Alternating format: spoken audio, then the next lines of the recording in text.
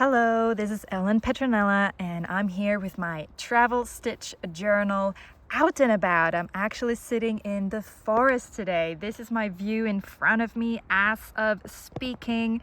It's absolutely gorgeous and it helps me to stay a little bit more cool. We're having a heat wave here in Central Europe and I just had to get out, get away from the heat inside of the house and do a little bit of stitching with you all. In case it's the first time you're seeing an embroidered book in this way, do check out the free class that I have in the link in the description below, showing you how I put my stitch journal together using a hardcover regular book that I stitch my pages into. The link is just below.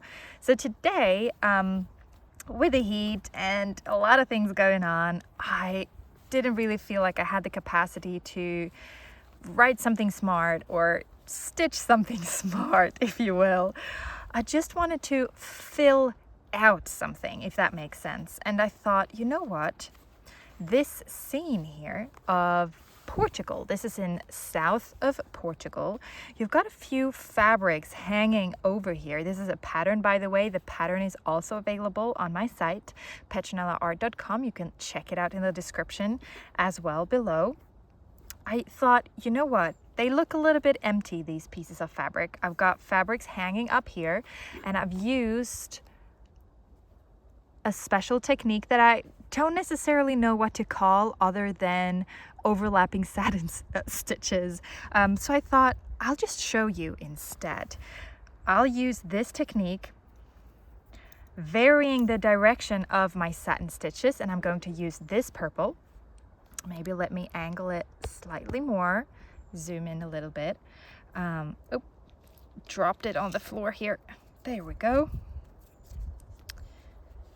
I thought, what better than to just show you how I fill that out. One of the wonderful ways or things with a stitch journal is really how it allows you to bring your work in progress with you as a complete project. This design was completed in this way. Today I felt the urge I need to fill something out. I can open it and I can add a few stitches and I can fill out one of them and decide that, you know what, now it's done. Like, it's literally this type of in-between project that is okay as is, but you can also add to it whenever you need those soothing moments, reconnect with yourself, reconnect with your creativity, get into flow, you know, all the reasons for why we're doing embroidery, just needing to like stab something, stabbing through fabric. There are actually a lot of research studies showing how embroidering, it can be crochet, knitting, is physically calming and regulating our nervous systems, and I'm the first to sign under on that. So I just pulled out 2 strands. I don't want to do the full thickness floss. I'll start in one corner and I don't do the full length. I just do start with the first straight stitch. I'm going to do one-sided satin stitch, meaning I take the needle up just next by as opposed to doing a full loop. You can also see how I'm using my hands to stretch out the fabric as opposed to having a hoop, simply because my page is stitched into my journal and so I can't take it out. And it's by design, by the way. This is one of the most common questions that I get. How do you embroider when it's stitched into place? And I actually have never really found it to be a problem. More than anything, I find that having it in place actually makes me embroider more because I don't have to think about bringing all the different tools and materials and things and hoops and whatnot. It's just right here. It's just already in place. Oh, the sun is peeking through. I thought I picked a spot in the shade, but apparently not. So I just filled out here now, placed a few technically straight stitches, one-sided. So when I say that again, I'll just show you the back side. I have not done full loops over, so it's not covering the surface on the back side, it's only on the top. And then I line them close next to each other, creating this satin stitch feel. I'm now shifting the direction and I'm going to do the same thing. So by varying the direction of your stitches, oh, This is a gorgeous ring, isn't it? But it's not always that practical because the floss tends to get stuck. I just have a thing for big rings. I just love it. So I'm going to decide that I will just deal with the hassle of pulling my floss away in case it gets stuck again, and I'll just keep it. So you're seeing how I keep stitching, adding these stitches closely next to each other. So by shifting the direction, you are creating a visual effect of the fabric moving or swaying in the wind, for example, or just the natural, you know how fabric naturally moves when it's hanging.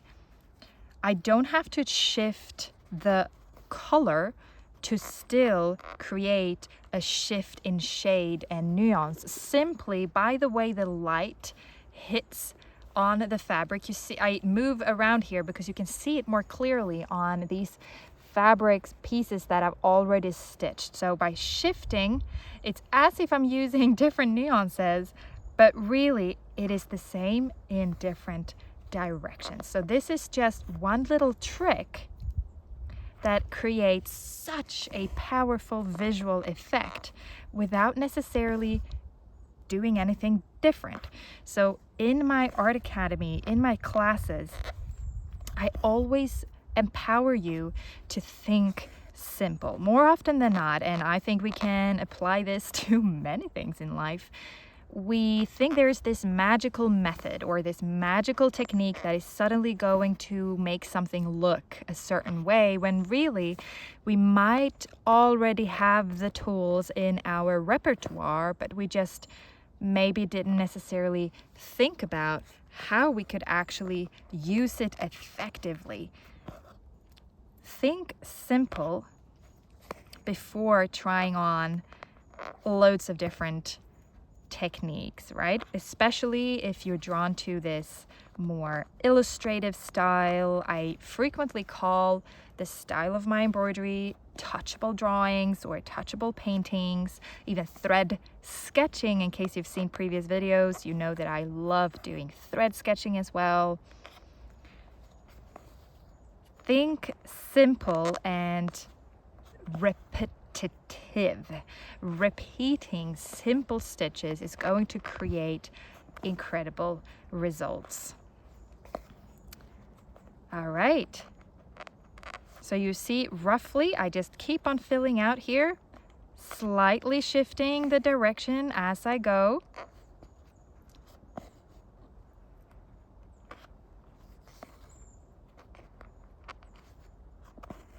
I'll soon arrive towards the end of this floss, at which point I will be attaching it underneath.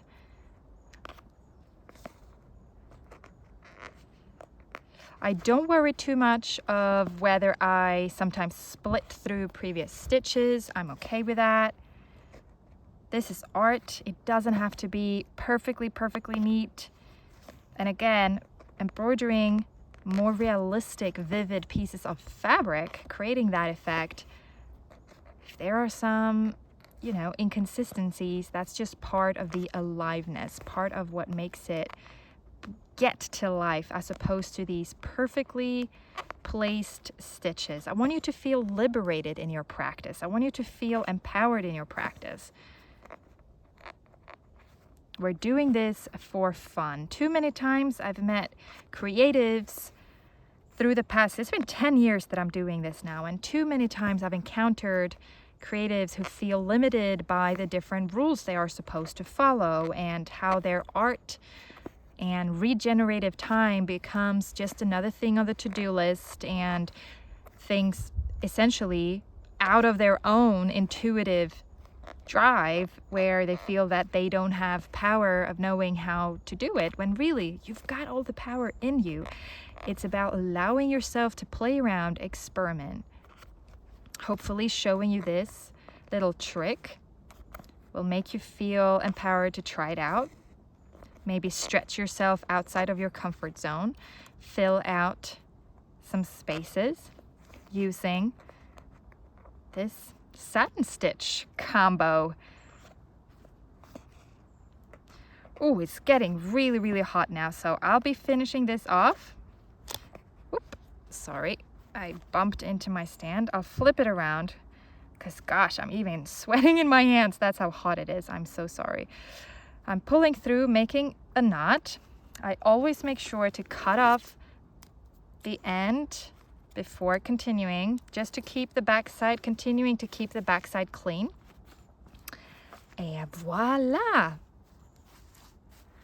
Thank you so much for watching. Don't forget to like, subscribe, you know all the things. And I'm just about to finalize the Petronella Art Studio. There's a waitlist, link to the waitlist just in the description below, and more information about what it is.